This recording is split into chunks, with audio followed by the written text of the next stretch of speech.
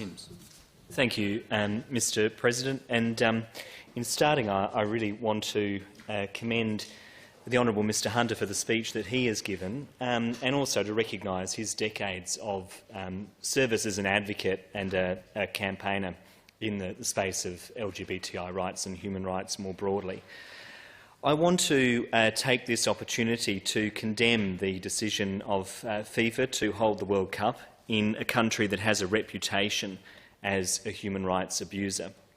The human rights record of Qatar is well documented, and the Honourable Mr Hunter has detailed that history of abuse. It has a history of abusing LGBTI people, women and workers. Indeed, The Guardian has reported that up to 6,500 South Asian migrant workers have died in connection with building infrastructure for the Cup. In its human rights report on the country in 2021, Amnesty International reported, and I quote from the report that is on their website, when women continue to face discrimination in law and practice. Under the guardianship system, women remained tied to their male guardian, usually their father, their brother, their grandfather or uncle, or for married women to their husband. Women continued to need their guardian's permission for key life decisions, like to marry, whether to study abroad, to work in government jobs, whether they can travel abroad, and receive some forms of reproductive health care. Family laws continue to discriminate against women by making it difficult for them to divorce, and divorced women are unable to act as their children's guardian. This is in Qatar in 2022, Mr President. The Human Rights Trust provides information on the human rights abuses of LGBTI people in Qatar. It states, and again I quote from their website, that Qatar criminalises same-sex activity between men and between women. Sentences can involve a possible maximum penalty of death by stoning. Death by stoning, Mr President. Same-sex activity is prohibited under the Penal Code, which criminalises acts of sodomy and sexual intercourse between people of the same sex. Both men and women are criminalised under this law, the Human Rights Trust reports. It goes on to note that the Constitution of Qatar designates Islam as a state religion and Islamic law as the main source of this legislation. As such, in addition to the Penal Code, Qatar operates as an interpretation of Sharia law which criminalises sexual activity between men, under which it is possible that the death penalty is imposed. Now, I know that the government of Qatar has argued, oh, well, these things are not used in practice. Well, we know that that is not the case, Mr President, because the Human Rights Watch has reported on what has been occurring in Qatar as recently as October.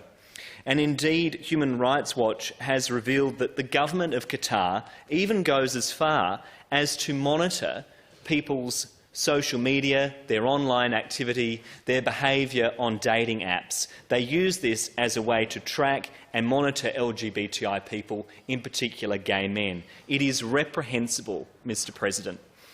On the 25th of October, Reuters reported Human Rights Watch's concerns for the welfare of LGBTI Qatars in the lead-up to the World Cup, and I quote from their article.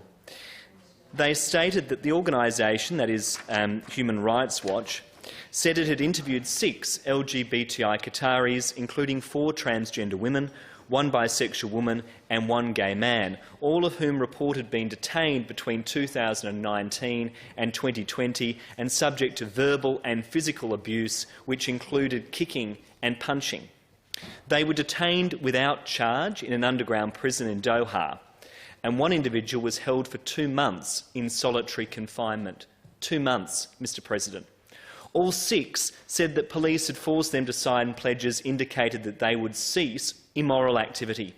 It said, adding that transgender women detainees were mandated to attend conversion therapy sessions at government-sponsored clinics. One of the transgender Qatari women interviewed by Human Rights Watch told Reuters, on condition of anonymity, that she was arrested several times, most recently this summer, when she was held for weeks on end. Authorities stopped her due to her appearance or for possessing makeup, the woman had said, adding that she had been beaten to the point of bleeding and was forced to have her head shaved. This shameful human rights abuse happening in Qatar in 2022. And recently, Qatar's World Cup ambassador, Khalid Salam, referred to homosexuality as, and I quote, damage to the mind. This is the view of Qatar's World Cup ambassador. It is hardly surprising, then, that LGBTI sports people around the world have spoken out against Qatar holding this event. And SA's own out soccer player, Joshua Carvello, who the Honourable Ian Hunter and I have had the opportunity to meet with, has been outspoken in his critique, and I certainly, like the Honourable Mr Hunter, support his comments. As one of two out and proud gay men in this place, I want to add my voice to those opposing Qatar hosting the World Cup.